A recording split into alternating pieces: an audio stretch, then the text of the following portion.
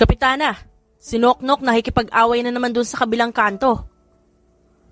Agad na tumayo si Grace nang marinig ang sumbong ng isa sa mga tanod niya. Agad niyang isinuot ang blue na cap niya, saka nagmadaling pumunta sa lugar kung saan nagaganap ang away. Alam agad ni Grace ang rason, kaya may nangyaring away ngayon sa barangay nila. Kapitana, tulungan mo ang asawa ko. Binubugbog siya ng mga tambay sa kanto. Sinanoknok po. Sigaw ng ginang sa kanya na naiiyak dahil sa nakita nga nito ang asawa na pinagtutulungan. Agad na kumuyom ang kamao ni Grace sa galit. Nang makita kung ano ang sinapit ng asawa ng ginang na nanghihingi ng tulong sa kanya kanina.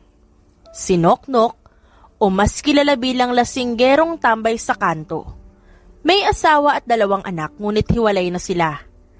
Dahil sa hindi nakayanan ng asawa nito na makitang palaging napapaaway at naglalasing ang asawa. Pera makuha. Ngumiti siya nang may pagtitimpi sa isang tindera ng mga kagamitan kagaya ng laman ng bakya, atabo at planggana. Hiniram nito ang isang stainless na planggana saka lumapit ng konti sa mga nag-aaway. Binigyan naman siya ng daan ng mga taong nanonood doon. Pinatabi niya palayo sa kanya ang mga bata sa gilid, saka siya bumuelo ng malakas at ipinalo ang planggana. Tumunog yun ng malakas na ikinatigil ng lahat, maging ang akmang pagsuntok ng malakas ni Noknok sa mukha ng lalaki ngayon ay nakahiga na lang at nanghihina na. Akala ko hindi ka patitigil eh. Nangangati pa man din ang kamay ko. Parang gusto nila ng away. Yumuko si Grace, saka pinagkaskas ang kanyang mga palad sa isa't isa. Siya si Grace Apostol. Totoong pangalan, Grace Nicole Apostol o mas kilala bilang Kapitana Nicole. Ilang beses na din siyang nailuklok bilang kapitan ng barangay sa Tondo. Sa edad na 25, nanunungkulan na siya bilang kapitan. Edad 19, nang magsimula siyang manungkulan bilang SK, konsehal, hanggang sa maging isa na siyang kapitan. Lahat ng tao sa kanilang barangay ay ayaw siyang bitawan bilang kapitana.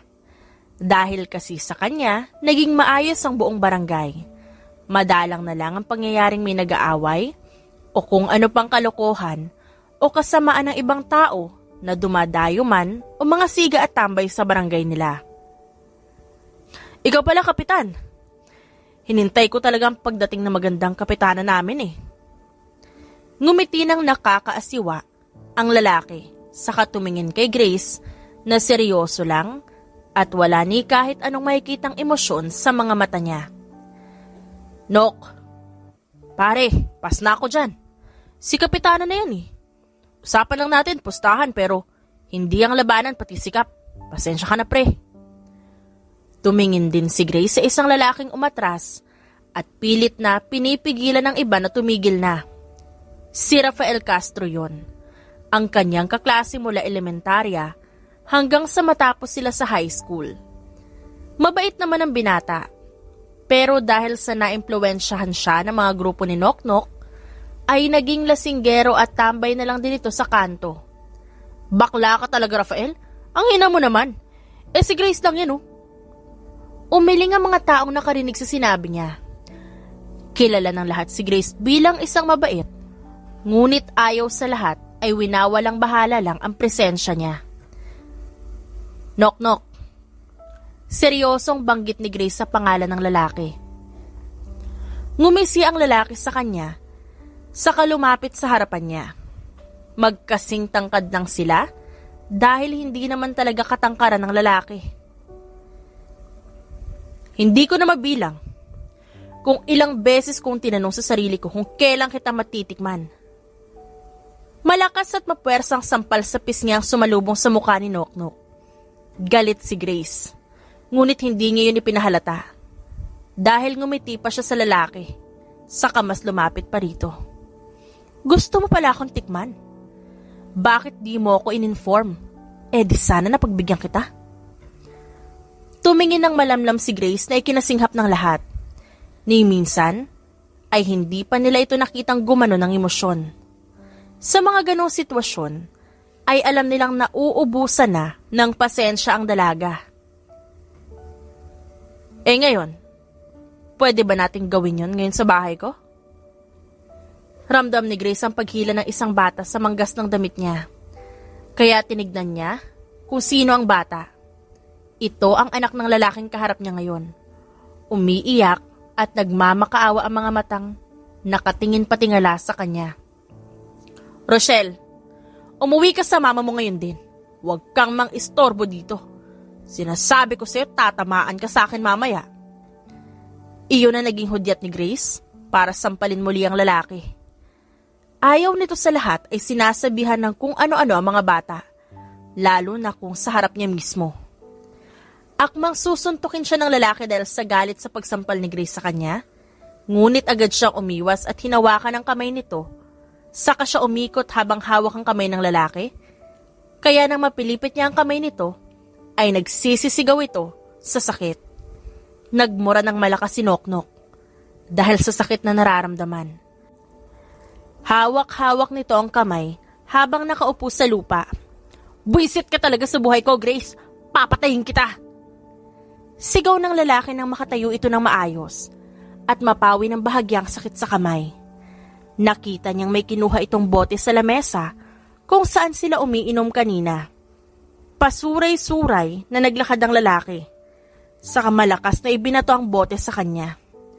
Hindi niya yun napaghandaan. Ngunit may humila din agad sa kanya paalis sa pwesto niya kanina. Okay ka lang ba, Nicole? Hayaan mo na lang ang mga tanod mo.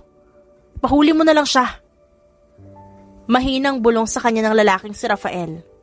Ito pala ang humila sa kanya. Thank you. Hindi niya pinansin ang sinabi ng lalaki. Saka siya mabilis na umalis sa hawak nito. Agad siyang lumingon sa kinaroroonan ni Noknok na ngayon ay nakangisi na. Nang akmang babatuhin na naman siya ng bote ng lalaki, nang maunahan niya ito at mabilis na naibato ang hawak na kahoy na lagi niyang dala. Sumakto yun sa paan ng lalaki na ikinaluhod naman ito. Agad niyang nilapitan ng lalaki sa kahinawakan sa panga gamit ang isa niyang kamay. Sa susunod, sabihan mo kung gusto mo akong tikman ha. Masyado ka atang nasarapan at napagod kaya yan muna ang pwede natin gawin sa ngayon. Pabagsak niyang binitawan ng lalaki saka mabilis na sinabihan ng tauhan na kunin ito at idala sa barangay hall upang ikulong pansamantala doon. Sana hindi mo na pinatulan. Grace naman eh. Pangaral sa kanya ng konsihal na nasa edad 45. Siya ang laging nangangaral sa kanya sa tuwing napapaaway siya. Kapitana ka, Grace, at babae ka. Hindi ka lalaki para patulan ng Noknok na yon. Naalala mo nung inaway niya ang mga tanod mo? Hindi ba't doon din natin nakita na wala talaga siyang kinatatakutan? Paano kung balikan ka nun? Sumang-ayon ang lahat sa sinabi ng ginang. Maging ang mga kasama niya sa opisina ay sumang-ayon din sa konsehal. Halos lahat ay babae din at 3 lang ang lalaki niyang tanod. Alam mo, Kap, maganda siguro kung sa bahay mo muna. Hindi ako payag, Pao. Mariing putol niya sa sinasabi ng isa sa mga tanod niyang babae din. Sinubukan ko lang naman kung pumayag eh. Natawa ang lahat nang umuso ang dalagang si Paula. Hala, sige, magsibalik na kayo sa trabaho niyo. Sumobra na kayo sa chismis eh. Naiiling na nagkamot ng ulo si Grace dahil sa sinabi ng ginang na isa din sa nagsimula ng chismis. Kaya lahat nagsisunod sa kanya at nakinig sa sinabi niya. Sinang Lena naman eh. Gusto ko pang kulitin si Kap, baka sakaling payagan niya ako. Humagikgik ng mahina si Paula. Ewan ba niya sa babaeng yun? Masyadong energetic, madaldal at sobrang kulit. Pinipilit kasi niya palagi si Grace na kahit isang gabi lang, ay makasama niya ang dalaga sa pagtulog sa bahay niya. Paula, balik na sa trabaho. Seryosong utos niya nang hindi nakinig ang dalaga sa sinabi ng konsihal. Nakanguso naman siyang sumunod at umalis sa opisina niya. Pagdating sa bahay ni Grace ay pagod siyang naupo sa sofa na pang-apatan na tao at pwedeng higaan nakakasya din ang dalawang tao. Hapon na at ramdam niya agad ang antok. Sa mga nakaraang araw kasi wala siyang pahinga at palagi na lang kulang ang tulog. Ilang minuto lang ay naramdaman na ng dalaga ang pagbigat ng talukap ng kanyang mga mata. Ilang oras din na naging tulog ng dalaga at nang magising ito, biglang may narinig siya sa labas ng pinto ng bahay niya na kumakalampag. Parang nagmamadali ang bawat pagkatok nito sa pinto ng bahay niya na animoy wawasakin ito sa sobrang lakas. Sandali lang! Sigaw niya at mabigat ang katawan na tumayo at naglakad patungo sa pinto ng kanyang bahay. Sino ba kasi yun? Sisirain mo ang pinto ng bahay ko? Shit! Sigaw niya agad nang biglang may bumagsak na lalaki sa kanya. Duguan at nanghihina na ang lalaki kaya siguro ito bumagsak. Niyakap niya ito sa kahinila. Kahit na nahihirapan ito sa posisyon nila at sa bigat at tangkad ng lalaki, pinipilit pa din niyang dalhin siya sa may sofa upang doon ihiga. Pagkalapag niya sa lalaki sa sofa, ay agad niyang pinuntahan ang pinto ng bahay niya at akmang isasara nang makita ang kalangitan na walang mga bituin, tanda na maaaring umulan anumang oras. Pagkasara niya ng pinto, ay mabilis siyang tumakbo patungo sa lalaki ngayon ay medyo gumagalaw ang katawan. Gising ang lalaki at parang may sinasabi yun. Hindi niya masyadong maaninag ang mukha nito dahil sa may suot itong maskarang itim na aabot sa kalahati ng mukha. Who are... Umubo ang lalaki na nagpakaba kay Grace dahil baka mamatay na ito. At sa mismong bahay niya yun mangyari. Hindi nito maituloy-tuloy ang sasabihin. Agad niyang dinaluhan ng lalaki, saka ito pinakatitigan. Hindi naman natatakpan ng ilong at labi ng lalaki pero nag-alala siya na baka nahihirapan lang itong huminga dahil sa suot nito ngayon. Don't do. Umubo itong muli at sa pagkakataong yun, mahigpit na napahawak ang lalaki sa kamay niya. Nang akmang maaalis na niya ang mask nito. Aalisin ko lang. Baka hindi ka makahinga dahil dito. Nag-aalalang sambit niya. Saka muling sinubukan alisin ang mask ng lalaki nang mawala nito bigla ng malay. At sakto na natumba ang ulo nito sa may liig niya. Kaya mabilis niyang naitulak ang lalaki nang wala sa oras at hindi na naisip ang kalagayan nito. Hoy! Kinakabahan nitong tinampal ang mukha ng lalaki na hindi na kumibo. Natatakot siya na baka bigla na lamang itong magising at maging zombie. Yun ang nasa isip niya habang marahang tinatanggal ang nakatakip sa mukha ng estrangherong lalaki. Diyos ko, Marimar! Sigaw niya sabay takip ng bibig na makita ang itsura ng lalaki ngayon ay walang malay. Inangat niya ng marahan ng kamay nito patungo sa ilong ng estrangherong lalaki. Anghel o hell? Wala sa sariling naitanong niya yun habang matama na nakatitig dito. Nasa harapan niya ngayon ang mukha ng binata. At sa mismong sofa niya ito nakahiga at walang malay.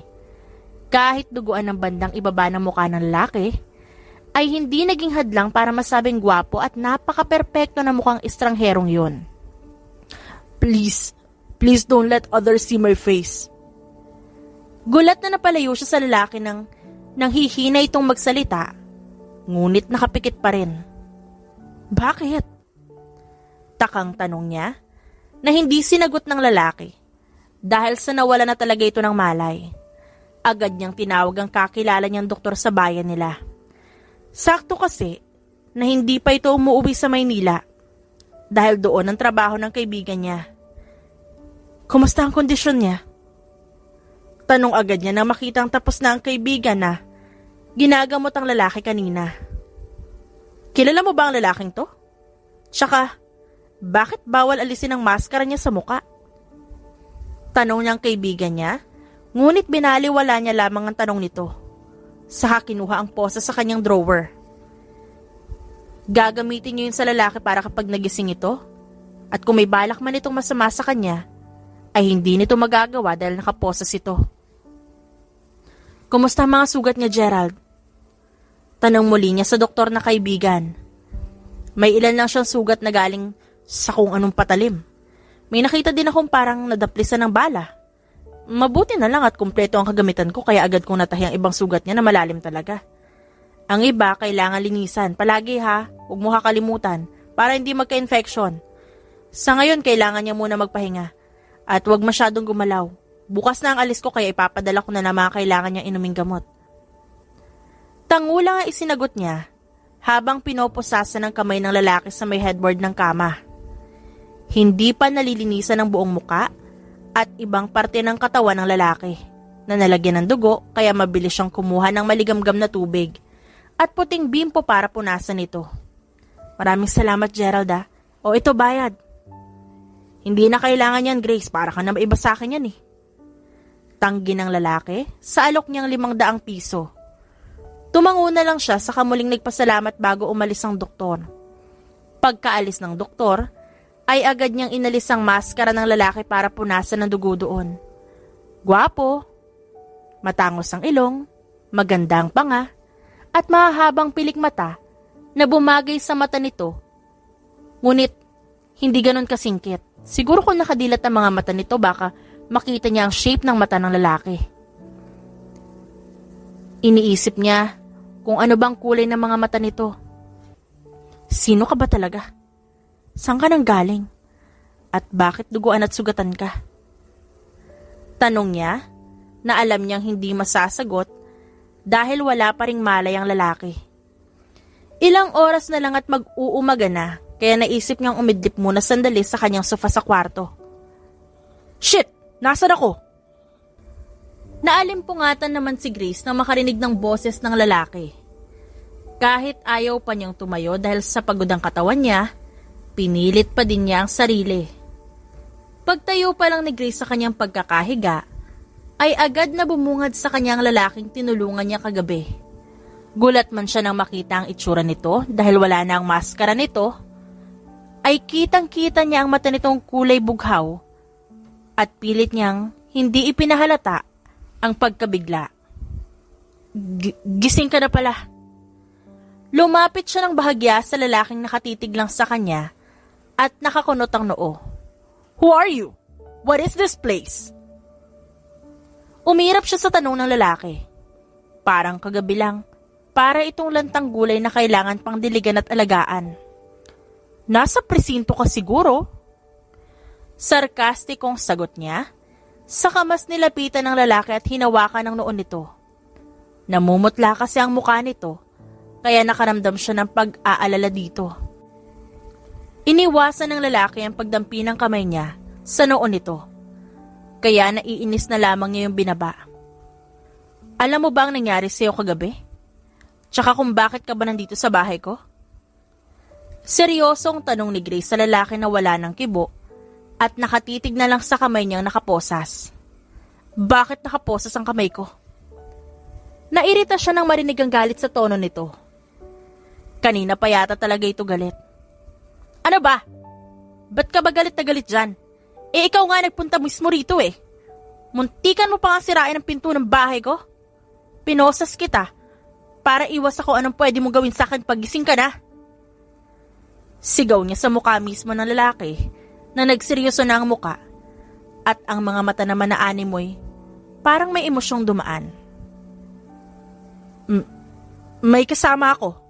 Nasaan siya? Naguguluhang tanong nitong muli sa kanya. Wala kang kasama na magpunta ka dito. Ikaw lang, duguan at... Tinitigan niya muna ang nakabendang sugat ng lalaki mula sa kamay hanggang sa may tiyan nito, na natatakpan din ng benda. Wala siyang damit, kaya malaya niya yung matititigan. Sugatan. Nanghihina ka. Kaya napagdesisyonan kong ipasok ka na lang sa bahay ko. Umiwas bigla ng tingin si Grace nang masilaya ng makinis at maputing katawan ng lalaki. Mula sa mukha nito hanggang balikat, ay talaga namang napakagandang titigan dahil sa kisig ng muscles nito. Stop staring at my body. Para mo na akong hinuhubaran yan eh. Malamig at nangaasar na sita ng lalaki sa kanya. Sungit. Titignan lang naman eh. Bulong niya, bago kunin ang susi ng posas, tsaka tinanggal ang pagkakalak ng posas sa kamay ng lalaki. Pagkaalis pa lang ng posas ay agad niyang hinimas ang lalaki sa kamay nito. May pasayon at alam niyang dahil sa posas na nilagay niya, kaya nagkaroon ng pasa doon. Sorry, para ka kasing masamang tao. Ang lalaki na mismo ang nagtuloy sa balak niyang sabihin, kaya agad siyang umiling ng mabilis. Natatakot siyang baka ma-offend ito at magalit sa kanya. Hindi naman sa ganun. Tinanguan lang yun ng lalaki tsaka pinilit ang sarili na tumayo. Pero dahil sa mahina pa ang katawan nito, agad din itong napaupong muli. Agad nilapitan ni Grace ang lalaki tsaka ito mabilis na tinulungang makatayo. Na sa una ay tinanggihan pa ng lalaki pero sa huli ay pumayag din. Kapitana! Sa gulat ni Grace ay muntik na itong matumba kasama ang lalaking hawak niya. Who's that? Tanong nito sa kanya nang pumasok ang dalagang si Paula sa loob. Inirapan niya ito dahil nag-English pa ito. Sino yan, Kapitana? Bumaling din sa kanya ang lalaki. Who's that girl? Nagtaka pa si Grace dahil nakalak naman ang pintuan ng bahay niya. Ngunit paano yun nabuksan ni Paula? Paula, umagang-umagang ingay mo? Nawawala ng pasensyang sigaw ni Grace sa dalaga. Peace! Oh! To the M! To the G! Oh my God, Kapitana! Sino yung anghel na kasama mo? Sigaw ng dalaga na makita ang kasamang lalaki ni Grace. Naiinis na tinulungan muna nito ang lalaki na makaupo sa sofa ng sala niya. Diyan ka muna. Sander. Nag-aalangang tumango si Grace sa sinabi ng lalaki. Binanggit kasi nito ang pangalan niya. Ah, Sander. Yun pala ang pangalan ng lalaki. Okay, Sander. Dito ka muna. Huwag mo na lang muna pansinin yung babaeng yan, okay? Tumango lang ang binata kahit na naguguluhan ng mga matang nakatingin kay Grace. Kapitana, lagutin mo ako. Sino siya? Siya na ba ang bago mo? Paano na ako nito? Kunwaring naiiyak na sabi ng dalagang si Paula. Bisexual si Paula at may gusto ito kay Grace.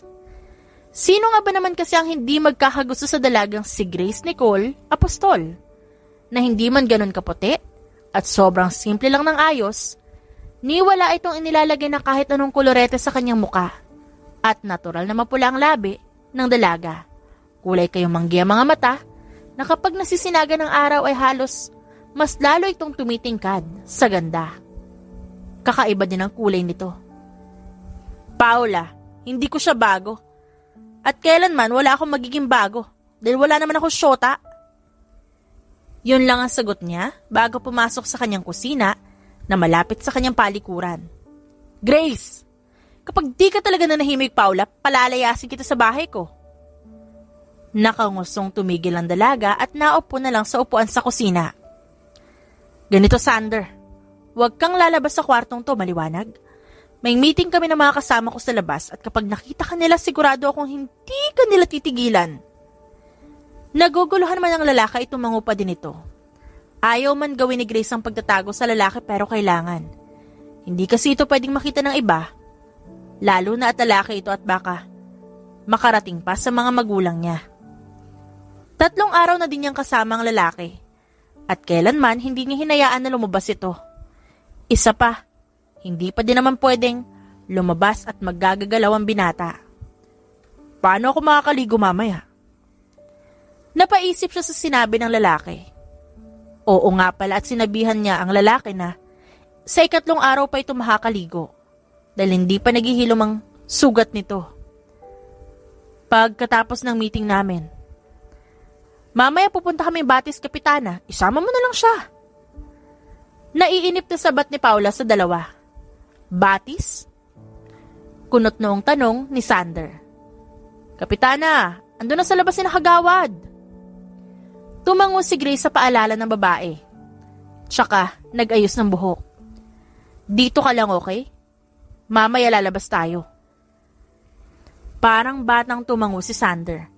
Tsaka kumain na muli ng mansanas na binili ni Grace kanina.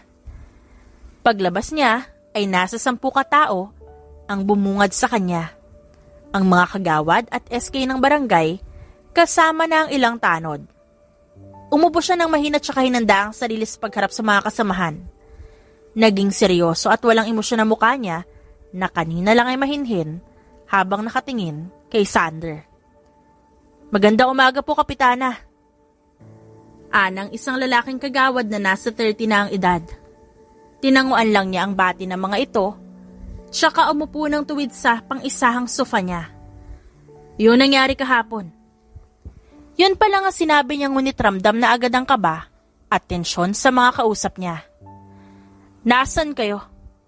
Hindi ba't kayong tatlo ang kagawad na nakadestinong magbantay kahapon? Ano nangyari? Ni isa sa inyo walang dumating."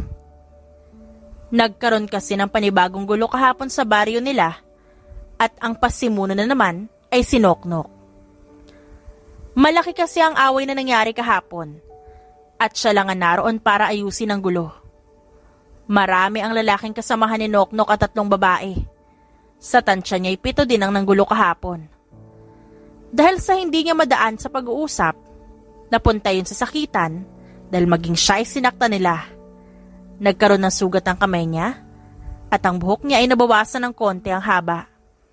Dahil nang susugatan sana siya sa bandang likod ay umiwas siya at ang buhok niya ang nakuha ng babae at mabilis itong pinutol.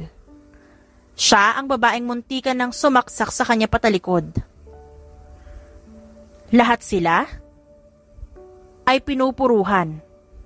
Kaya kahit alam niyang walang kasiguraduhan kung kakayanin niya ang lahat ng taong yon ay hindi siya umatras.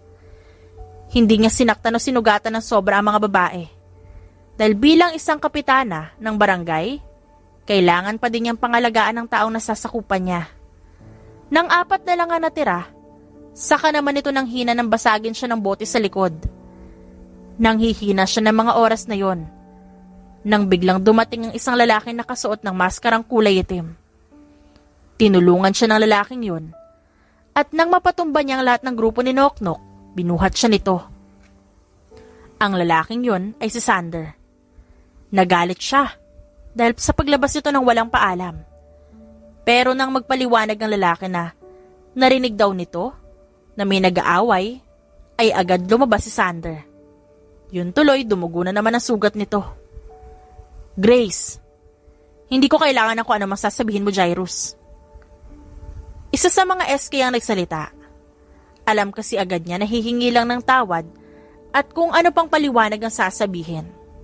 "Kapitana, hindi naman namin ginusto yun. Isa pa, hindi ba trabaho mo naman talagang bagay na yan bilang kapitana?" Agad na dumalo si Paula para sampalin ang nagsalitang yon. Nabastos siya, oo.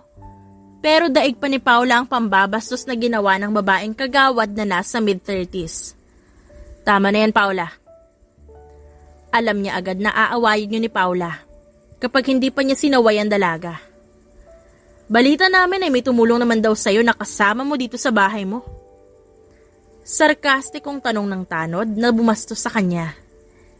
Hindi siya nagsalita at lalong hindi siya nagulat o nagpakita ng kung anumang emosyon. Bagkus ay seryoso at parang wala lang sa kanyang lahat ng yon. "Hindi ka makapagsalita, Kapitana. Totoo ba yon?" Ang pinsan niya ang nagtanong. Umiling siya at tumayo na parang hangin lang ang sinabi nito at ang tanong ng kasama niya. "Kagawad, mga tanod, may mga responsibilidad sa lugar na ito. Nasaan ang ipinangako niyo noon sa buong barangay?" Natahimik ang lahat sa pagbubulong-bulungan na magsalita siya ng tuwid at seryoso. "Nasaan kayo kahapon na kailangan ng mga babae at ng mga inaway ng grupo ni Noknok? Ilang mga tao ang nasaktan nila kahapon.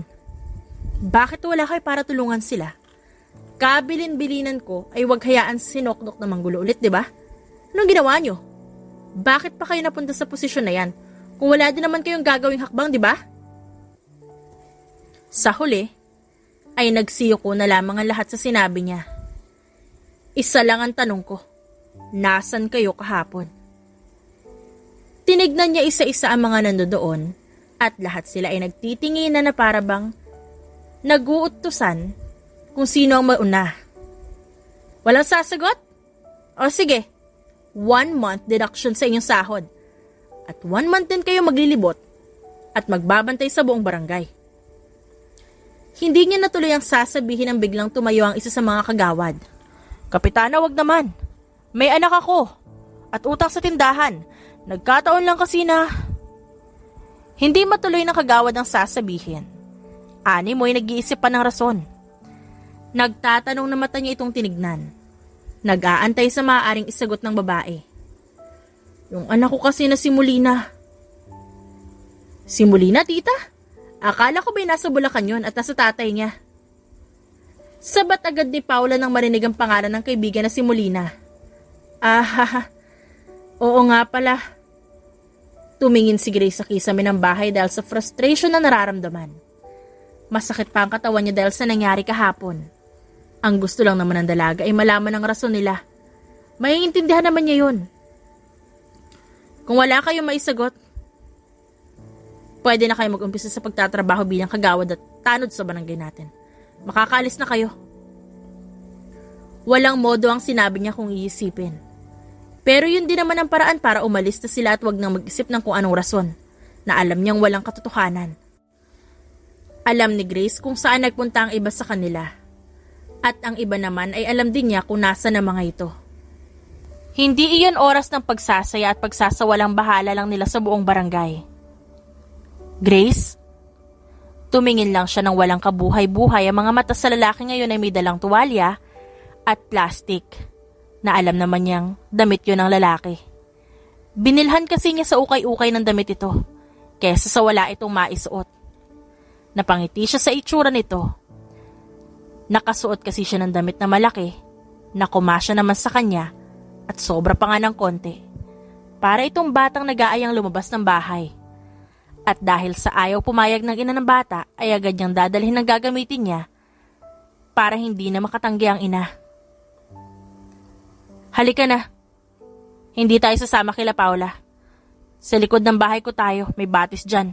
Malapit sa bahay ko. Doon tayo pupunta, okay ba? Nakangiting tanong niya sa lalaki, sabay lapit sa kinaroroonan nito. Tumango lamang ito at nakangiti ng bahagya. Madalang lang niya makitang nahangiti ang binata sa nakalipas na 3 araw.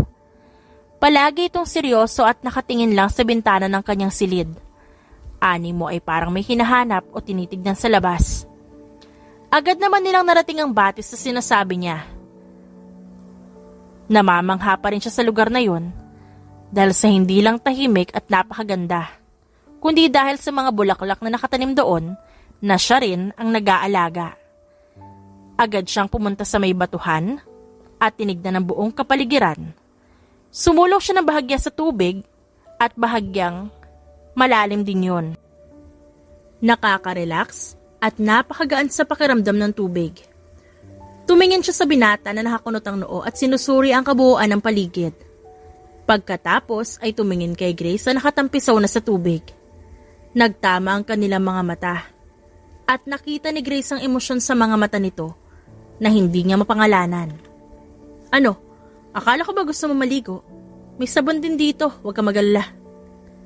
Sinimulan na ni Grace ang paglalakad sa bandang malalim na parte ng tubig, kung saan makakalangoy ng maayos. Pupunta ka ba dito o uuwi na lang tayo? Naiinip na sigaw niya sa binata na makalayo siya ng konti. Pupunta ako, sandali lang. Uhubarin ko lang yung damit ko. Sagot na sigaw nito pabalik. Agad namang hinubad ni Sander ang damit niya, tsaka inilagay yon sa may batuhan kasama ang iba niyang dalang damit na pamalit at ang tuwalyang galing kay Grace. Grace? Nagtatakang tanong niya nang makalapit siya sa tubig at hindi niya makita ang dalaga. Sumulong siya sa tubig kung saan nagpunta si Grace at muling tinawag ang pangalan ng babae. Grace, where are you? I can't see you. May kaba na tanong niya na hindi pa din makita si Grace. Nasa may bandang bewang na niya ang tubig at wala pa din siyang makitang Grace na umaahon mula doon. Lalakad pa muli sana si Sander nang biglang umahon sa harapan niya mismo ang dalaga. Gulat na tinignan niya ito na tumatawa dahil sa nakita nito ang gulat sa mukha ni Sander. Tinitigan niyang mabuti ang dalaga na tumatawa habang papalayo sa kanya. Maganda si Grace at sobrang simple lang ng dalaga. Yan ang nasa isip niya habang nakatitig sa dalagang si Grace. Napangiti siya nang humarap ito, tsaka siya pumalo sa tubig dahilan para mabasa si Sander sa muka na lalong ikinatawa ng dalaga. Maging siya ay natawa na din sa nakikitang reaksyon nito. Gumanti si Sander sa dalaga na napapikit ng mariin dahil sa hindi niya inaasahan ang ginawa ng binata. Ganun pala Sander Umiwas siya nang maglikha ng malakas na palo sa tubig ang dalagang si Grace. Kapwa sila natatawa sa pinaggagawa nila. Naglaro sila sa tubig batis na masaya. Doon lang naramdaman ni Sander ang saya at freedom na hinahanap niya mula pa noon. Ngayon pa lang siya nakakilala ng dalagang simple at kayang mapangiti at mapatawa siya. Masaya siya pero ang takot ay naroroon pa din sa kanya na baka madamay lang ang babae sa kanya. Grace? Naalimpungatan si Grace nang may marinig na kalampag at mga sigaw mula sa labas ng kwarto niya. Napatayo siya bigla nang mabosesa nang tumawag sa kanya. Agad siyang nagmadaling tumayo at inayos ang sarili sa katinigdan ng lalaking ngayon ay wala sa higaan. Don't shout, madam. Grace is still sleeping. I'm scared you might wake her up. Nang marinig niya ang boses na yon, agad siyang nagmadaling lumabas ng kwarto at doon bumungad sa kanya ang pamilya niya at si Sander na nakatayo lang at nakapamulsa sa suot na pajama. Seryoso at mukhang kagigising lang din dahil sa magulo pa nitong buhok at mapungay ang mga matang nakatingin sa ina ng dalagang si Grace. Ma, bakit kayo nandito? Kinakabahan na tanong niya sa ina. Nahuli lang naman kasi nito na may kasama siyang lalaki at sa iisang silid pa sila natutulog. Grace, anak, mag-usap tayo. Naramdaman ni Grace ang panlalamig sa buong katawan dahil sa sinabi niyo ng ina. Ramdam ang galit sa tono ng kanyang nanay, kaya agad siyang tumango at inaya ang mga ito na maupo sa sala niya. Magpaliwanag ka. Yan lang ang sinabi ng kanyang ina tsaka naupo ito ng tuluyan. Maano kasi, si Sander nga po pala. Alam ko, Grace, ang gusto ko malaman ay kung bakit hindi ka man lang nagsabi sa akin na may kinakasama kang lalaki at talagang magkatabi pa kayo sa pagtulog. Ang akin lang, ba't di mo kami sinabihan ng papa mo? Napayuko siya sa sinabi ng ina. Tama naman ang mama niya. Mali ang maglihim sa mga magulang niya at lalo na tungkol yun sa kanya at sa lalaking kinakasama niya sa isang bubong. Hindi ako galit o anuman, Grace Nicole. Tumango siya pero nandun pa rin ang takot o guilt na nararamdaman niya. Sorry, ma. Magpakasal na kayo sa lalong madaling panahon. Napaangat siya bigla ng ulo dahil sa sinabi ng ina. Nanlalaki ang mga mata at bahagyang napanganga ang kanyang bibig dahil sa gulat sa sinabi ng kanyang mama. Tumingin siya kay Sander na seryoso lang at walang emosyon ng mga mata. Parang walang pakialam sa nangyayari. Ma naman, ayoko, alam mo naman na. Na ano, Grace? Gusto mo lang ba na ganitong setup? Aba di na kayo mga teenager. Matatanda na kayo pero gumaganyan pa kayo? Tinapunan ng ina niya ng seryosong tingin ng lalaking si Sander nang lumapit ito banda sa kanyang ina. Sander, kung papayagan niyo ho ako, madam, pakakasalan ko ang anak niyo kagaya ng gusto at hiling niyo. Napahawak si Grace sa bibig na makitang kinuha ni Sander ang kamay ng kanyang ina at nagmano dito. Kagaya ng ginawa niya sa ina ni Grace, ginawa din niyo ni Sander sa ama ng dalaga. Napangiti naman ng mama ni Grace na para bang nagtagumpay sa plano. Napangit-ngit siya ng ngipin nang maisip na matagal na palang plano ng kanyang ina na makasal siya sa isang lalaki. Siya kasi ang panganay sa kanilang 5 magkakapatid at matanda na din ang mga magulang niya kaya minamadali na rin siya ng mga ito na mag-asawa. Ma! Sigaw niya nang makitang papunta na sa kusina ang ina na todong ngiti. Maging ang mga kapatid at ama niya ay natatawa at masaya. Tinignan niya si Sander na ngayon ay nakikipagkwentuhan na sa lalaki niyang kapatid na ikalawang panganay. Puisit! Ikakasal ako yung bata ko pa! Lasing na sigaw niya kasama ang babaeng tanod. Umalis siya ng bahay niya at iniwan ang pamilya niya kasama na si Sander.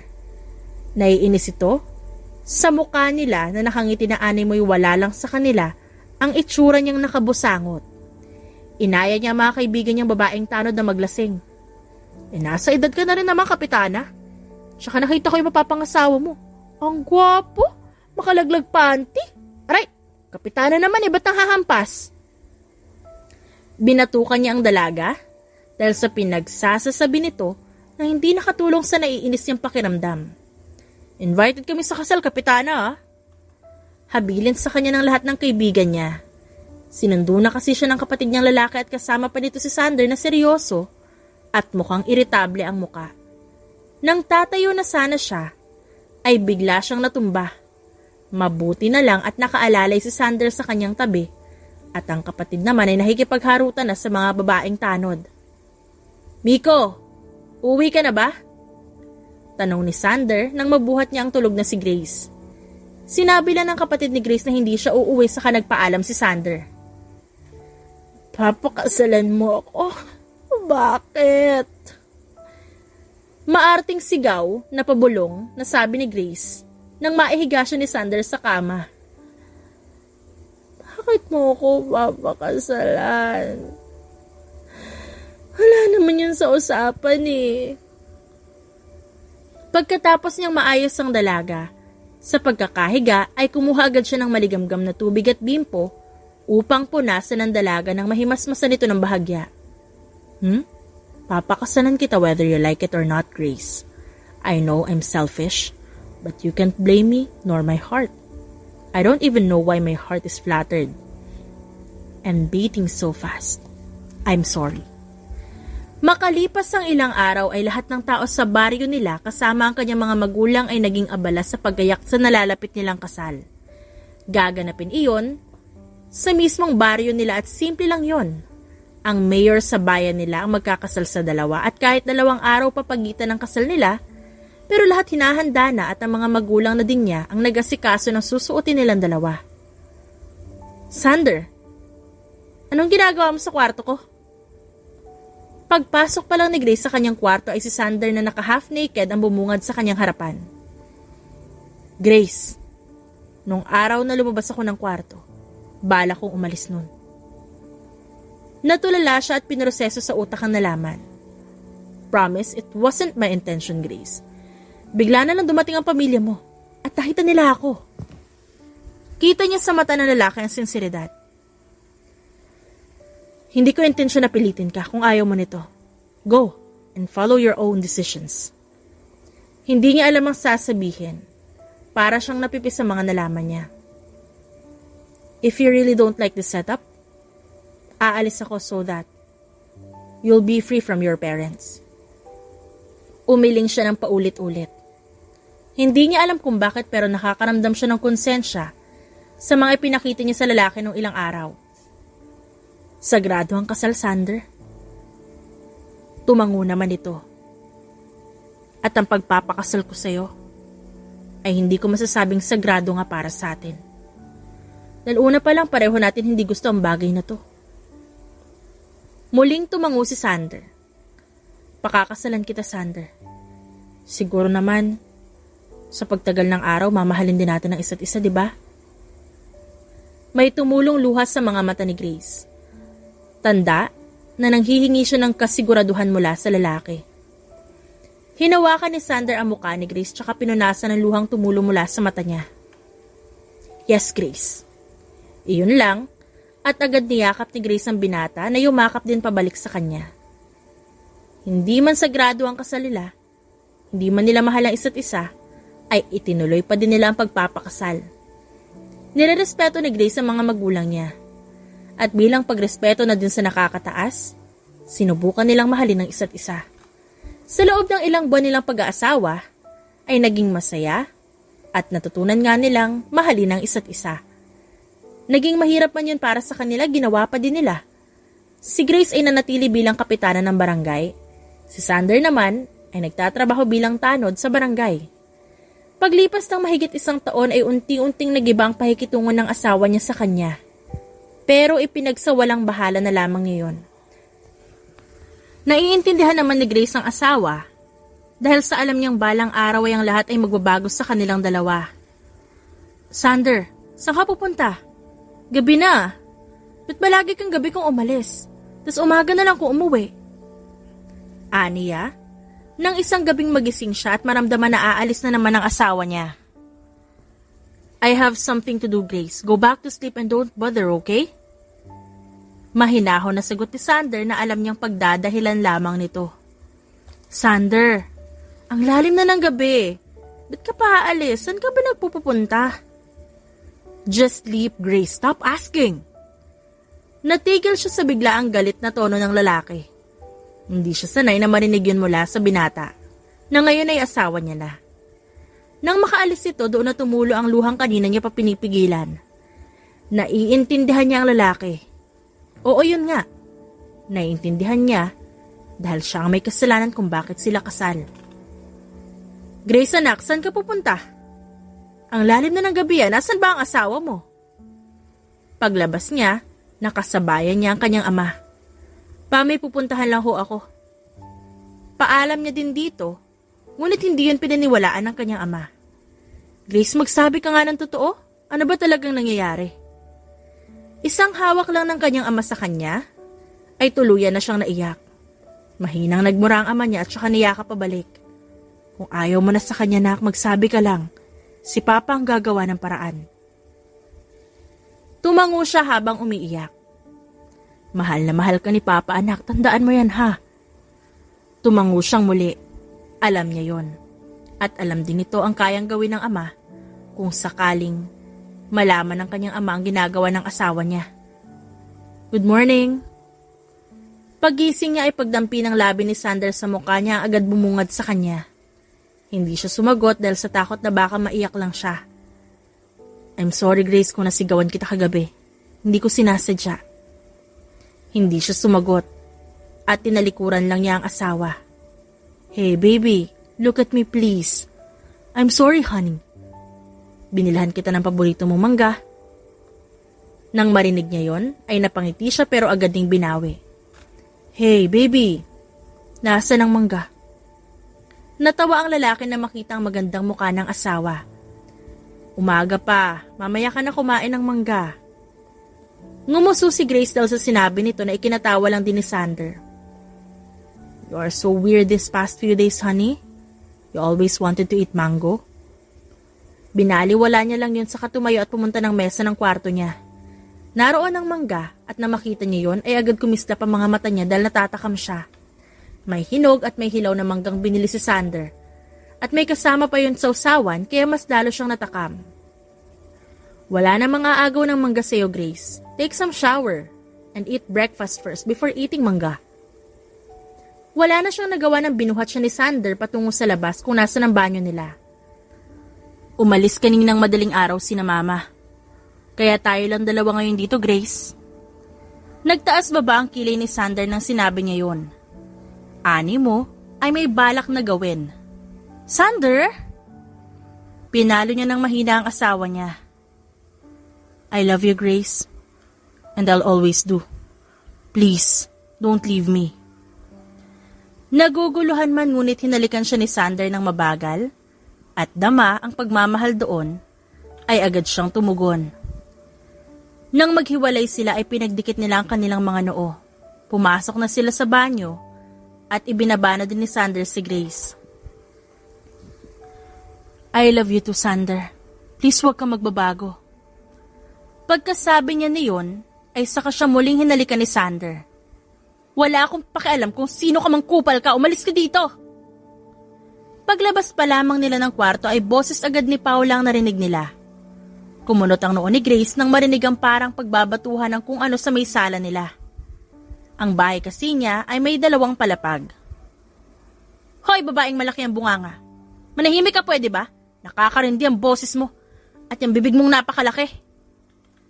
Nangunot lalo ang noo ni Grace nang marinig ang boses ng lalaki. May lalaki sa bahay niya? At kaaway pa yun ni Paula? Careful, honey. I know that moron. Naguguluhan niyang tinignan ng asawa niya dahil sa sinabi nito.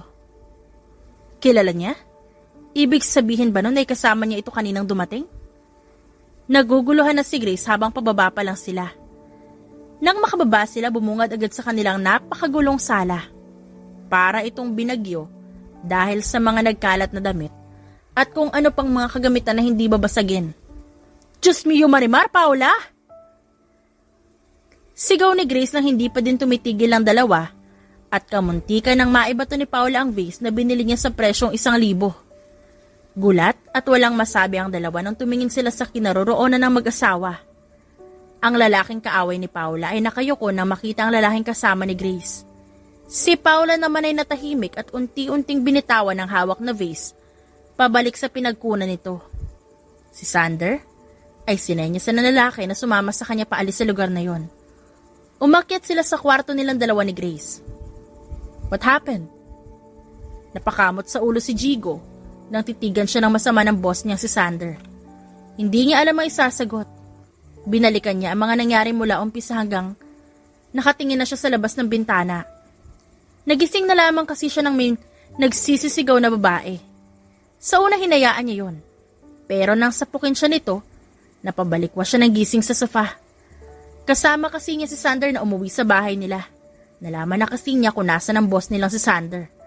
At nang malaman niya yon, kaagad niya itong sinundan.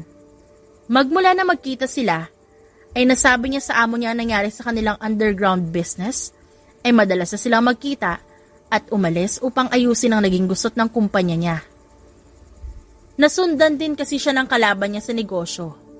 Kaya nanatili na muna siyang tahimik at gabi na lang kung lumabas para hindi siya makita ng alagad ng kalaban niya. Pagod si Jigo sa nangyaring laban nila kagabi sa gubat.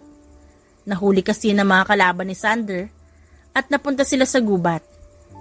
Ani Sander ay idala daw nila mga kalaban malayo sa barangay na tinitirahan ng asawa niya.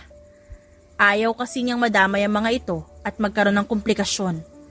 Pag nagkataon ay malalaman ni Grace ang sikreto ng amo niya. Then what are you fighting for? Naiiritang nagkamot muli siya ng ulo nang maisip ang ginawa ng babaeng yon. Pagdilat pa lang ng mata niya, bumungad agad sa kanya ang magandang babae. Mukhang anghel pa sa paningin niya. Inisipan nitong baka pinapasundo na siya ni San Pedro. Pero doon siya nagkamali. Dahil ang babaeng yun ay walang puso at may sungay pala. Nagsusumigaw ang babae na magnanakaw daw siya at baka kung anong gawin kay Grace. Pinagpapapalo siya ng babae gamit ang walis tambo na iniiwasan niya lang. Hanggang sa tumakbo na siya at hinabol din siya nito. Nang mapagod sila kakatakbo, ay kung ano-ano na binato sa kanya ng babae, na ibinabalik lang din niya dahil sa takot na baka mapagalitan siya ng amo niyang si Sander at ang asawa nitong si Grace. Nang hindi pa din tumigil ang babae, binato niya din ito ng kung anong madampot niya, mabuti na lamang at may damit doon na nakabasket. Yun ang ipinangbato niya pabalik sa babae. Hindi naman nila napansin na sa kababato nila ay naging makalat ang kaninang malinis na sala ng mag-asawa. Pinagkamala niya akong rapist at magnanakaw, boss. Tinapaktapakan niya ang inaalagaan kong dignidad. Tinampal niya ito sa noo. Kaya naman, natahimik si Jigo. She's so heartless, boss. May sungay siya. Hindi pa din ito tumigil sa pagdadrama. Kaya kinuha na niya ang baril mula kay Jigo. Saka kinasa at itinutok sa ulo ng binata. Nagpisay naman si Jigo sa kadahan-dahan na kinuha ang baril mula sa boss niya. Kumusta ang mga dinala mo kagabi sa underground? Seryoso ang tanong ni Sander kay Jigo na nagseryoso na din. Ayaw umamin, boss eh. Yung isa nagpakamatay na. Yung dalawa naman ayaw magsalita kahit pa pinapahirapan na sila ng iba nating tauhan. Just kill them. Iyon lang, saka na umalis at iniwan si Jigo na kinakalikot na ang telepono. Natatakot si Sander na baka malaman ng asawa niya ang tunay niyang pagkatao. Natatakot din siya na baka kapag nalaman ng mga kalaban niya na may asawa siya ay baka idamay lang nito ang asawa niya. Malalaki ang mga kalaban niya sa negosyo. Legal at illegal ang trabaho niya. Isa na roon ang panatilihin na maayos ang lugar na tinitirahan ng asawa niya. Hindi naman masama ang trabaho niya pero natatakot siyang baka lumayo ang asawa niya sa kanya. Mahal niya si Grace at gusto niya itong protektahan kahit na ang buhay niya pang maging kapalit. Paglabas niya sa kwarto ay boses agad ng asawa niya ang narinig. Tumatawa si Grace at masayang nakikipagkwentuhan sa dalagang si Paula. Siguro ay kinukwento ang nangyari kanina sa dalawa kasama si Jigo. Kung iisipin nga ay nakakatuwa yun. Si Jigo Salas ay nasa edad na 22 at sa pagkakaalam niya ay halos magkaedad lamang sila ni Paula, 21 at mukhang magta-22 na si Paula sa susunod na buwan. At natawa naman si Sander sa kanyang naisip. Madam Grace, si Boss Sander tumatawa po mag-isa. Tinitigan niya ng masama si Jigo nang sumigaw ito. Ngumusulang si Jigo, saka nagtatatakbo pababa. Alam niya kasi ang sunod na gagawin ng amo niyang si Sander. Naiiling na binato niya ito ng tsinelas nang hindi pa ito nakakababa. Sapul sa kanyang muka ang tsinelas sa suot ni Sander. Sakto naman na nakita yun ng dalawang paakit sa hagdan. Nakakunot ang noon ng asawa niya at si Paula naman ay tinititigan ng mukha ni Jigo na natamaan. Bago tumawa ng malakas, nang makitang bumakat ang tsinelas ni Sander sa mukha ng binata. Tanga! Natatawang pangaasar ni Paula sa kanya kaya naiinis na hinabol siya ni Jigo. They were like cat and dog, right honey? Nakangising tanong niya sa asawa na ngayon ay inaamoy-amoy ang liig niya. Sa nakalipas na araw ganito ang ginagawa ng asawa niya palagi. Nawibirtuhan man, hinahayaan na lang niya ang gusto ng asawa niya. I love you, Sander. Natatawang niyakap niya si Grace dahil sa kakulitan nito. Makalipas ang ilang araw ay ganoon pa din ang sitwasyon nilang dalawa. Patago pa din gumagalaw at gumagawa ng hakbang si Sander. Si Grace naman ay mas tumindi ang paghihinala sa asawa niya kaya naisipan niya isang gabi na subukang sundan ito. Nakita niya ito nagpunta sa isang gubat kung saan sinasabing may nagmamay-ari daw doon na isang mafia at makapangyarihan daw ang taong yon. Kayang-kaya niyang pabagsakin ng isang buong barangay o lugar sa isang senyas lamang nito. Nagtataka siya nang makitang pumasok ang dalawa sa isang tagong lugar na may makikitang napakatayog na bakuran. Para itong palasyo na nakatago sa isang kabundukan. At kapag nagtangka kang pumasok, ay baka hindi ka na makalabas ng buhay. Hindi na makakalabas ng buhay? Yun ang nasa isip niya. Nabigla siya dahil baka may mangyaring masama sa asawa niya. Kaya bago pa magsara ang gate na kusang bumukas kanina, ay agad siyang pumasok. Nang makapasok siya sa loob, nalula siya sa lawak ng buong lugar. Sa garden at sa mahabang daan palang papunta sa malapalasyong lugar, nakakalula na. Maganda ang lugar at napakalinis. Madaming ilaw at madami ding sasakyan na iba't iba ang kulay na mukhang mamahalin. May mga taong nakapalibot sa buong lugar kaya agad siyang nagtago sa isang puno kung saan madilim ang pwesto niya. Nakita niya ang asawa na may kausap sa telepono bago sumakay sa isang golf cart. Sumunod sa kanyang tagabantay at iilan ang natira. Mas nagsumiksik pa siya sa pinagtataguan niya nang may pumasok na isang dump truck. Tumigil yun sa malapit sa pwesto niya. Naisip niya sumakay sa likod ng dump truck dahil mukhang kakasya naman siya doon. Habang wala nakatingin, sumakay siya agad. Kahit na nahirapan siyang akyatin ng dump truck, ay ginawa niya pa din. Napunit ng bahagya ang suot niyang duster sa ilalim.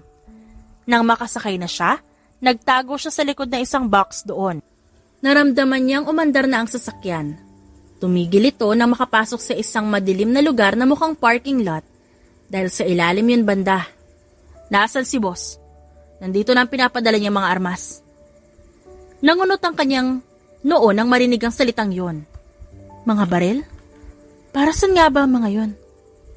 Tinignan niya ang isa sa mga box at napatakip ang kanyang bibig na makita mga baril ngayon at iba't ibang armas. Nag-alala siya lalo sa asawa niya nang makarinig ng mga yapak. Hindi lang isang tao kundi marami. Did you check them? Natigil siya nang marinig ang boses ng asawa. Boses yon ng kanyang asawa at sigurado siya doon. Yes, boss. Naguluhan siya lalo nang biglang lumiwanag ang buong lugar. Ngayon ay alam niya nang hindi lang ito isang parking lot, kundi isang underground at pribadong lugar kung saan itinatago lahat ng iba't ibang mga armas. Boss, nakapasok daw sa tundo ang mga tauhan ni Andre. Sa narinig niya ay parang nagpanting ang kanyang tenga. Ibig sabihin ba nun ay nasa kapahamakan ng nasasakupan niyang barangay? Naguguluhan na ang isip niya pero isa lang ang gusto niyang malaman. Gusto niya ng sagot. Kill them all. Naiyak na siya ng tuluyan. Isang tanong na alam niyang hindi siya sigurado kung masasagot ba. Yun ay kung sino ba talaga ang asawa niya at kung anong klaseng trabaho meron ito. Hindi niya alam kung paano siya nakalabas at nakauwi ng walang kahit anong suot na tsinelas. Naiwan yun sa dump truck dahil sa pagmamadaling lumabas kanina. Kapitana, nagkagulo po kanina dito. Hindi niya pinansin ang kagawad at diretso lang ang lakad niya. Wala siyang maramdaman na kahit ano. Kahit na mga paa niya nagkasugat-sugat kakatakbo sa gubat para lang makasunod sa paglabas ng tauhan ng isang mafia o ng asawa niya sa palasyong yun. Iintindihin niya ang asawa, pero paano naman siya? Silang dalawa? Alam niya ang trabaho ng isang mafia. Hindi siya inosente sa salitang yun. Marami pang sumaging katanungan sa isip niya, pero isa lang ang pinag-aalalan niya. Yun ay ang anak nila sa kanyang sinapupunan. Kapita! Si Paolo na natigilan na makita ang itsura niya. Ikaw muna ang bahala sa mga tanod. Sabihan mo sila na pakibantayan ng barangay. Halos wala ng buhay na utos niya bago pumasok sa loob ng bahay. Umaga na pala nang hindi niya napapansin. Parang namatay ang kapiraso ng puso niya dahil sa kanyang nalaman. Bakit? Bakit ganun? Hindi ko ba deserve na maging masaya na lang at may ganito pa? Hindi ko kakayanin. Naghihinagpis na aniya. At wala siyang pakialam kung marinig man yun ng tao sa sala. Sumunod kasi ang mga ito sa pag-aalalang baka mapano siya. Grace? Nagtatakang tanong ni Sander bago siya pumasok ng bahay nila ay punong-puno ng tao ang labas ng kanilang bahay. Kaya agad siyang nagmamadaling pumasok ngunit sa pagpasok niya, nakita niya si Grace na seryoso. Mugto ang mata at may hawak na baril. At ang baril na yon ay sa kanya. Tinago niya yun sa ilalim ng cabinet nila. Pinaglalaroan niya yun kaya nangamba siya na baka may putok nito at nakatutok kay Grace ang baril.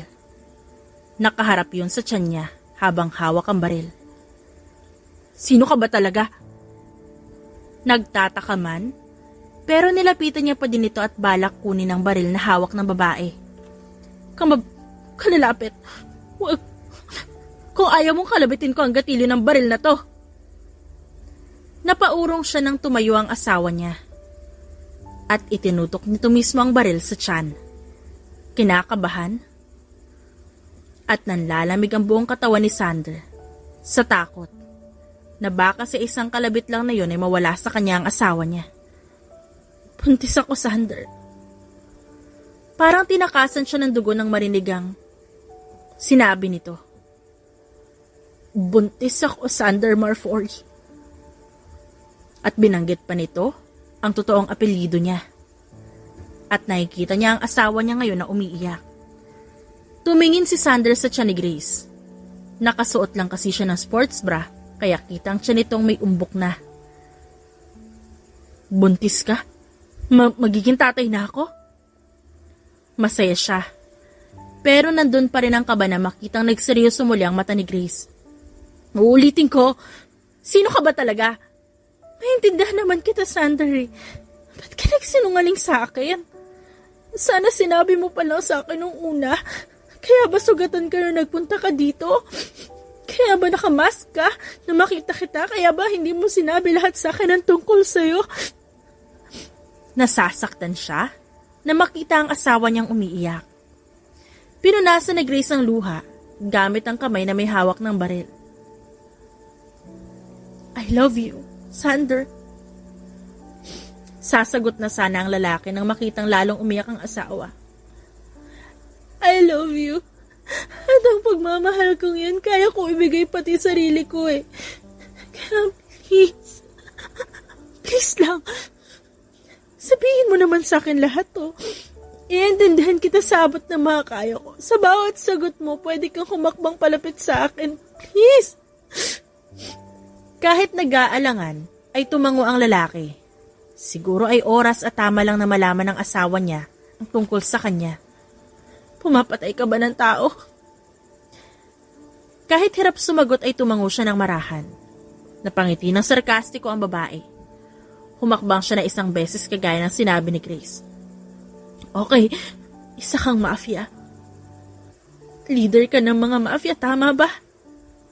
Muli ay tumango siya at humakbang. Kaya ba duguan ka nung napunta ka dito sa bahay ko? Hindi na siya nakatiis at lumakad ng mabilis para sa asawa at agad niyang niyakap ito ng mahigpit.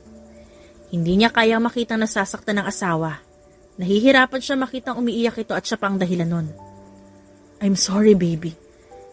Isa ako mafia boss. Pero hindi katulad ng iniisip mong masama o kung anuman. You're right. I kill people. But not the innocent one. Sila ang may gusto nun. Sila ang gumagawa ng masama at pinipigilan lang namin yun. Mahabang paliwanag niya, habang yakap-yakap ang asawa. Totoo, ako si Sander Corvus Marfori. Ipinaliwanag ni Sander ang lahat sa asawa nang tumahan ito at huminahon. Sinabi niya ang lahat mula sa pagtangkang paggamit ng bundok kung saan din nakatayo ang bahay niya. At dahil sa hindi matagumpay ang grupo ng kabilang panig, sinubukan nilang agawin ng barangay na pinamamahalaan mismo ng asawa niya. Nang malaman yun ni Grace, sa kanya naisip ang nangyari noon sa kanilang barangay na nagkaroon ng putukan at mabuti na lang may tumulong sa kanila na nakasuot ng maskara kagaya ng asawa niyang si Sander. Nalaman niyang sila ngayon at dahil sa ayaw niyang may madamay na ibang tao, ay isinakripisyo niya ang ibang mga property niya at ibinigay yon kapalit ng kalayaan ng barangay nila. Doon din kasi tumira kasama ang mga magulang niya noon na pinaslang ng mga mafia. Yun din ang dahilan kung bakit pumasok siya sa pagiging mafia boss. Gumawa siya ng sariling grupo at bumuo ng malaking underground business. Itinayo din ang bahay niya sa gitna ng kagubatan dahil sa doon ay tago at walang maaaring makapasok ng walang permiso.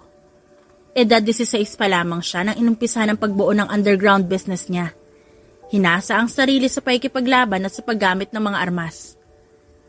Ibig sabihin ay hindi lang aksidente ang pagpunta mo sa bahay ko? Mahinahong tanong ni Grace sa asawa. Nakaupo na sila ngayon sa sofa at magkayakap. Hawak ni Sander ang tiyan ni Grace.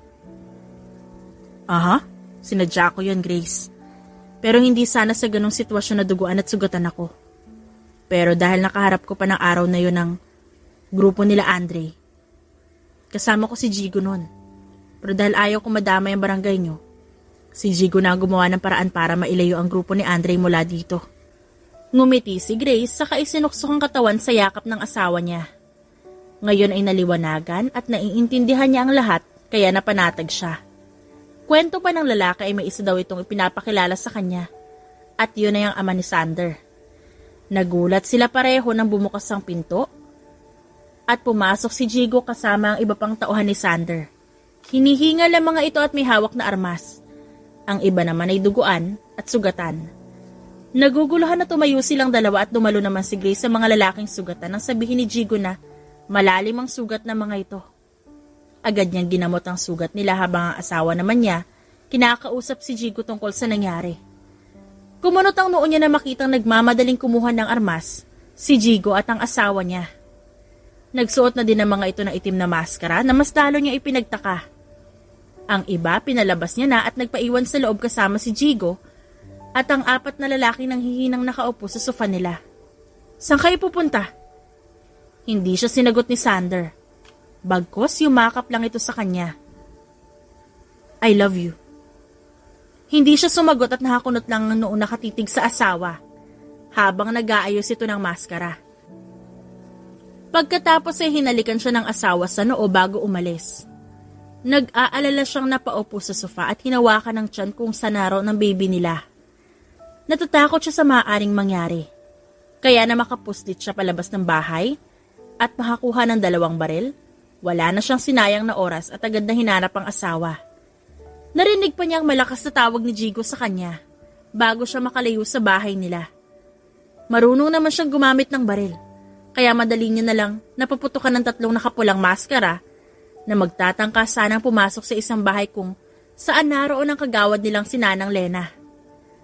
Nang matumba ang 3 ay agad niyang nakita ang paglabas ng matanda habang umiiyak at hawak sa kamay ang apo na kagaya nito ay todo din ang iyak. Tinanguan niya lang ang matanda at pinapasok muli sa bahay bago mabilis na umalis para hanapin ang asawa. Sino ka?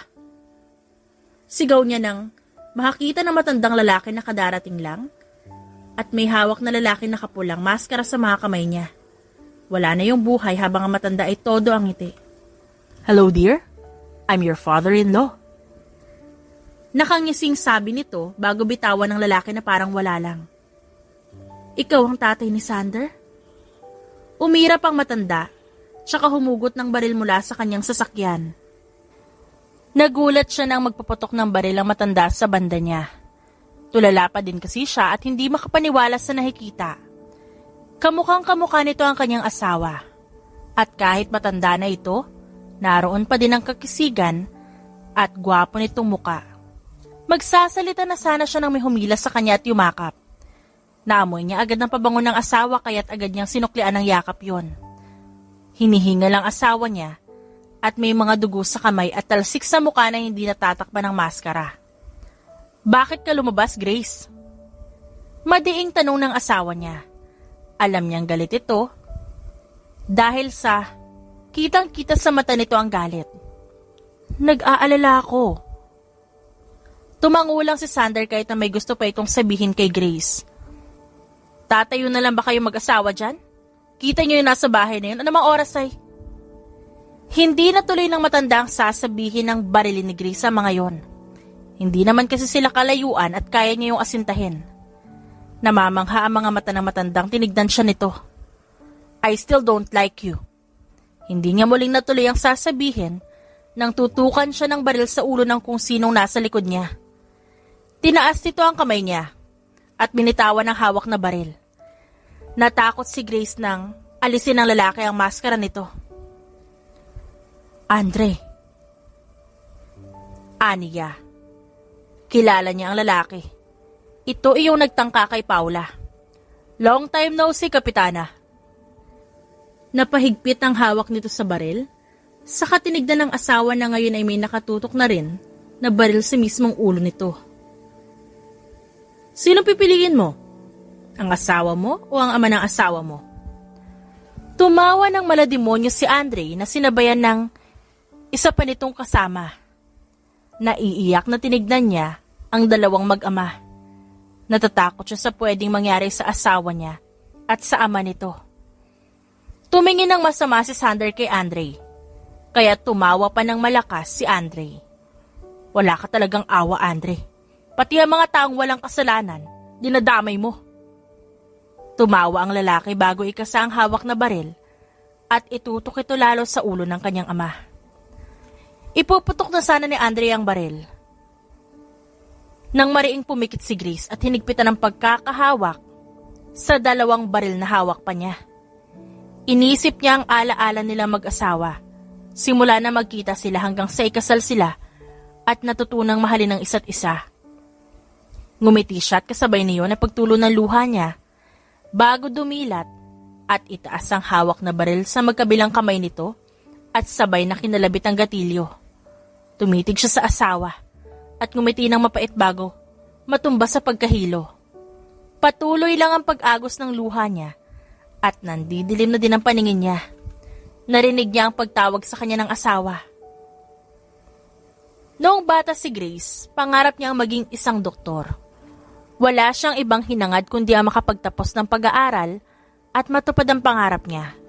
Yun ang gusto niyang buhay para sa sarili niya. Grace, gising ka na? Dok, gising na ang anak ko. Narinig niyang sigaw ng kung sino. Dahan-dahan itong nagmulat ng mata at agad na bumungad sa kanya ang isang lalaking seryoso, ngunit naiiyak ang mga matang nakatingin sa kanya. Hey! Hindi siya makapagsalita ng maayos dahil sa luhang pinipigilan ng lalaking nasa harapan niya. Nakangiti ito sa kanya, pero makikita sa mata nito ang takot at pag-aalala. Sander! Nanginginig niyang banggit sa pangalan ng asawa niya. Tuluyan na siyang naiyak nang mayakap niya ito. Buhay siya. Buhay sila. Bumukas ang pintuan ng kwarto at pumasok ang mga magulang niya kasama ang kagawad na sinang Lena at ang matandang kamukha ng asawa niya. Good to know you're awake, brat. You should not do that. Paano kung natamaan mo ang ulo ko? Natawa si Sander sa sinabi ng ama nito. At si Grace naman ay natulala lang. Nakakunot noo kasi ito ngayon at doon lang niya napansin ang hindi pantay na pagkakaahit ng kilay nito. Natawa siya ng bahagya sa katinigdan ng asawa ng naguguluhan dahil sa biglang pagluhod niya sa harap nito. May inilabas itong pahabang box at binuksan yon. Nakita niya doon ang hugis kwintas at napakaganda at may pendant na parang buwan at araw na pinagsama. Pero makikita ang pagkakaiba ng hugis. Mahal na mahal kita, Grace. I want to protect you. If risking my life is the only way to protect you, pangako ko poprotektahan kita. Kahit buhay o kayamanan pa ang kapalit. You are worth the risk, baby. I love you and our baby in your womb. Napangiti ang lahat sa sinabi ng lalaki. Maging siya'y napangiti din habang naiiyak. Drama nyo? Asan ba si Jigo? At siya ang itatali ko sa buhay ko? Natawa ang lahat sa sinabi ni Paula. Kasama din pala ang babaitang ito na dumalaw sa kanya. Lumapit ka na sa kanya, Dad. Nawala ang ngiti niya nang mapansin ng matanda. Bruha ka, iha? Walang mafia queen na pipikit bago bumaril. Napangiti siya nang umirap kunwari ang matandang lalaki. Wag na wag mo nang uulitin yung bruha. Baka ikamatay mo pa yung ginawa mo. Tumayo siya kahit na natatawa. Ikaw! Nagulat ang lahat ng malakas siyang magsalita at itinuro ang matandang sinang Lena na balak sanang umalis. Ngumiti ang matanda ng pilit at nagbadaling lumabas at hinabol naman ng isa pang matanda na ama ni Sander. Funny, right? Magkakaroon pa ata ako ng nanay. At magkakaroon ka naman ng mother-in-law. Natawa sila pareho sa sinabi ni Sander. Masaya si Grace? Masayang masaya. Na tipong wala na makakapigil sa kanya sa kung ano mang gusto niyang gawin. Ngayon kasama ng lalaking pinakamamahal niya sa buhay. Wala nang kahit sino makakapigil sa kanilang pagmamahalan, kasama ang kanilang magiging anak at ang magiging anak pa nila sa mga susunod. Hindi na siya natatakot sa kung anong pwedeng mangyari. Dahil kasama niya ang lalaking magmamahal sa kanya habang buhay. Nalaman niya ding hindi naman talaga namatay ang dalawang lalaking binaril niya bago siya nawala ng malay. Nakulong pala ang dalawa kasama ng iba pang miyembro ni Andre. Lumipas ang taon, magkasama lang sila at sabay din na pinamunuan ang barangay na Tondo at nanirahan sa malapalasyong bahay ni Sander. Nagkaroon sila ng 3 anak at namunod din si Grace bilang isang mafia queen ng kanilang lugar at underground business ni Sander. Sabay nila yung pinatakbo at patuloy na tumulong at humuli ng masasamang tao na gustong manakop sa kanila. At lahat ng iyon, ginawa nila ng magkasama at minahal, pinangalagaan nila ang isa't isa kasama ang 3 anak sa abot ng kanilang makakaya. The end. Thank you for listening to our wonderful stories daily. Maraming salamat sa walang sawang pagsuporta sa aming main channel na Rendell Tagalog Love Stories. Kayo ang dahilan kung bakit patuloy kami sa pagbibigay ng mga kwentong kinagigiliwan ng nakararami. At kung nais nyo na iba pang kwento, magtungo lang sa isa pa naming channel na The Rendell Stories Audiobook. Don't forget to subscribe at sama-sama tayong ma-entertain, kiligin, at makisaya. Maraming salamat po.